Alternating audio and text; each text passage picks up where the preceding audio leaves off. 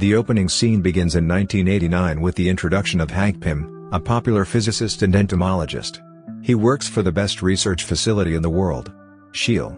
Currently, he has discovered magical particles that are capable of either shrinking or enlarging somewhat. Hank has even created a suit using these particles, which he believes will help the nation fight against terrorists and, of course, enable perverts. However, the superiors at SHIELD want the technology for their own benefit. They want to create superhumans. But Hank is totally against this. So to keep the technology from falling into the wrong hands, Hank resigns from SHIELD. That's not how that works. If Hank developed it while working for SHIELD, it would have belonged to them. This is it, Marvel's Ball.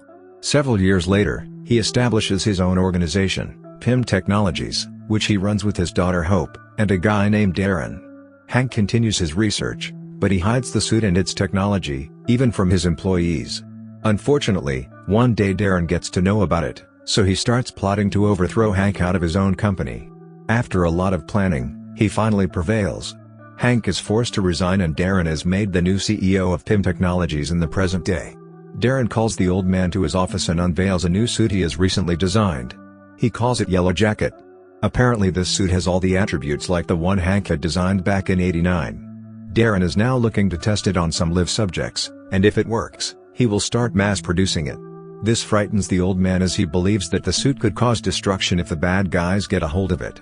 However, Darren could care less. He just wants to make money about anybody. Elsewhere, a convict named Scott Lang is being released from prison after 3 years in captivity. He ended up in jail after infamously burglarizing his own employer. He was also pulled over multiple times for looking too damn sexy. Scott has picked up his old accomplice, Louis, and on the way, the latter reveals that he has a new heist for him. However, Scott refuses to be a part of it, saying that he does not want to disappoint his daughter anymore. The following day, Scott applies to several jobs, but everywhere he is rejected due to his criminal history. This sends him spiraling into a state of depression. The only ray of light in Scott's life is his daughter, Cassie. So he goes to visit her. Unfortunately, his ex-wife Maggie and her new cop husband, Paxton, immediately ask him to leave. Maggie warns Scott that if he wants to see their daughter, he will have to get a decent job and make the child support payments. Dejected, Scott storms out of the house and later calculates how much money is required for child support. When he learns that it is a lot, he reluctantly decides to join hands with Louis and take part in the heist. In the next scene, Louis briefs Scott about his mission in which he will have to rob an old scientist's house. Apparently, there are a lot of valuables and high-end gadgets there, which would sell for millions in the black market. That scientist is none other than Hank Pym Scott, who is a professional at such robberies.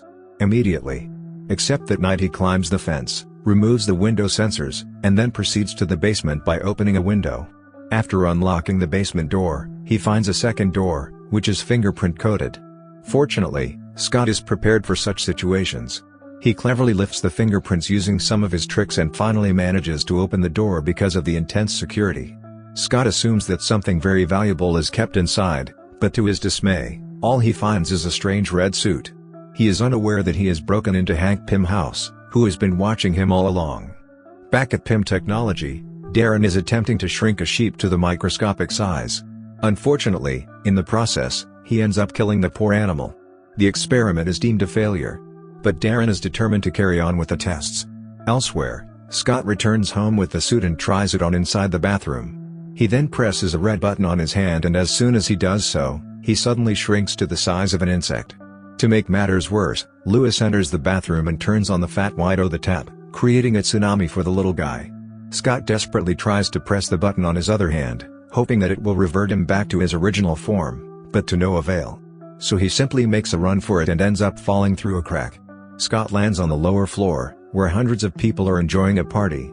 He somehow avoids getting trampled, but once again falls through a crack and reaches another room. There he is, sucked inside a vacuum cleaner, chased by a rat and launched by a mousetrap. At last, he smashes through the window and lands on top of a car. The impact finally reverts him back to his original size. Confused and scared by the incident. Later that night, Scott decides to go back inside the compound to return the suit. But just as he jumps inside, he is surrounded by cops. Scott is arrested and taken to jail, where Paxton tells him that he is once again disappointed. His daughter shortly after another cop arrives and informs Scott that his lawyer has arrived. This surprises the latter as he never contacted any lawyer. When he goes to check who it is, he finds the scientist Hank waiting for him. The old man reveals that he has been monitoring Scott ever since he got out of jail. He purposely spread the rumor that his house contained valuables so that Lewis would be lured to it. In fact, he wanted Scott to steal the suit and try it on, saying all this. Hank gives Scott two options. He can either waste his years in prison, or he can embrace the suit and work for him. As Scott returns to his cell confused, an army of ants suddenly arrives with the suit. He doesn't think twice and puts it on, and the next second he shrinks in size like earlier. Scott then escapes the prison and outside a flying hat is waiting for him. He immediately mounts it and tries to ride it through the streets. But because of the high speed, he feels nauseous and asks his out. Get it together. Scott has never seen a flying out before. You proceed.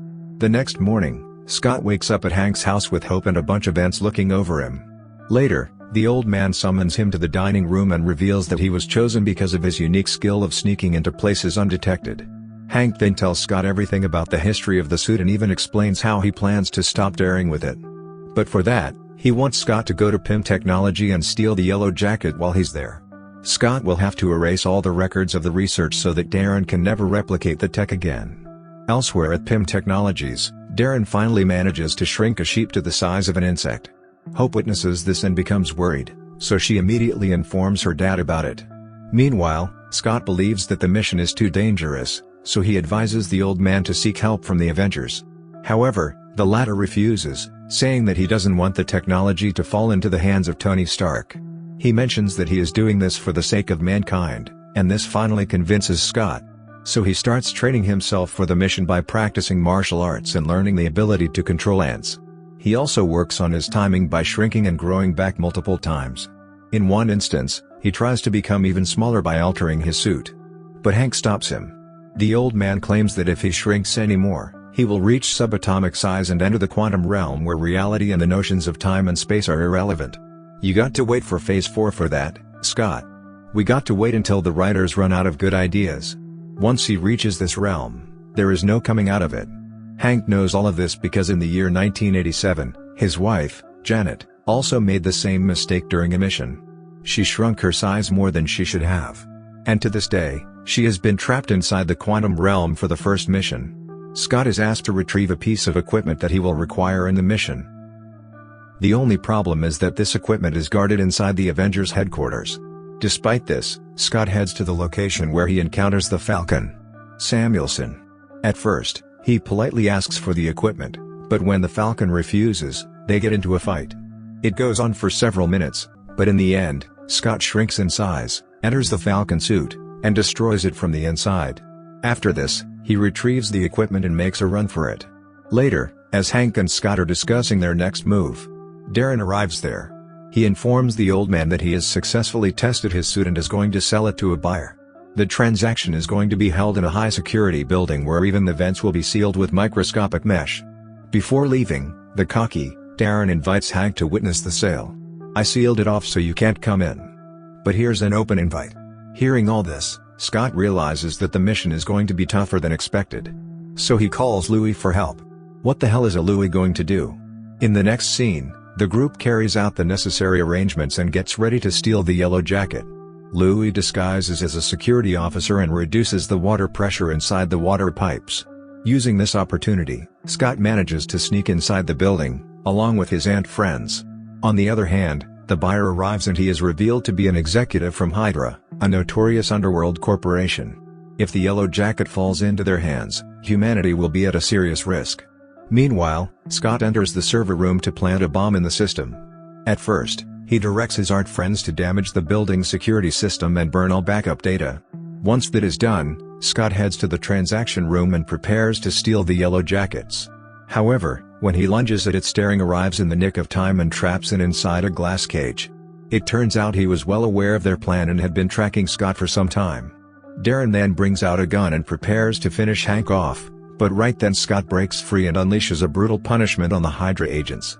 While this is happening, Darren shooting in the chest and then aims for Scott, but the Resilient to show up and prevent him from pulling the trigger. Realizing that he is going to be defeated, Darren somehow retreats with the bag carrying the yellow jacket. After a while, Scott also incapacitates other Hydra agents and goes after him. Meanwhile, the The bomb that was planted in the server room is about to explode. So Hank gives his tank keychain to Hope and asks her to enlarge its size. As soon as she does so, the father-daughter duo escapes the building right before it caves in. Elsewhere, Darren escapes the place in a helicopter, but soon he notices an army of ants approaching him. It turns out that Scott was also able to board the helicopter. Panicked, Darren brings out his gun and begins shooting at him. But due to Scott's tiny size, none of the bullets connect. Hence, with no options left, Darren puts on the yellow jacket and shrinks to the size of Scott. With this, the two tiny humans start battling it out for supremacy. Soon they fall out of the helicopter and land in a pool. But the fighting doesn't stop there. Scott somehow manages to throw Darren into a light bulb and electrocute him. But just when he is about to finish the bad guy off, Paxton arrives and arrests him. Paxton's Ken, his wife and his plans. After they are gone, Darren wakes up and decides to exact vengeance on Scott by going after his family.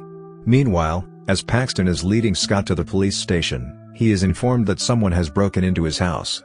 Wasting no time, the two head there and discover Darren holding little Cassie hostage. This enrages Scott, so he once again shrinks in size and starts fighting the bad guy. But no matter how hard he tries, Darren keeps repelling his attacks. This is when Scott realizes that in order to defeat the Yellow Jacket, he will have to get inside of it by shrinking himself even further. He knows that there is no coming back, but for the sake of his daughter's safety, he proceeds with the plan. It works. And as soon as Scott enters the suit, he destroys it from inside, causing Darren to vanish into thin air. But with this, Scott also gets trapped in the quantum realm. There is nothing but an endless vacuum around him. He tries using the button on his hand, but it doesn't work. Right then he hears his daughter crying, and this gives him the motivation to get out of the place. He recalls the equipment that he had stolen from the Avengers base and uses it to rewire his suit. Surprisingly, this works. I don't know how, but it works. And he is able to return to the normal world. Scott immediately embraces his daughter, and at the same time the cops also arrive. However, seeing his bravery, Paxton covers for him, giving him ample time to shrink in size and escape. In the final scene, Hank and Scott are having a conversation about the events that transpired last night. The old man is still in shock as to how Scott was able to escape the quantum realm. However, he is now hopeful that his wife can also be brought back. The movie ends as Louis catches up with Scott and reveals that the Avengers are looking to recruit him.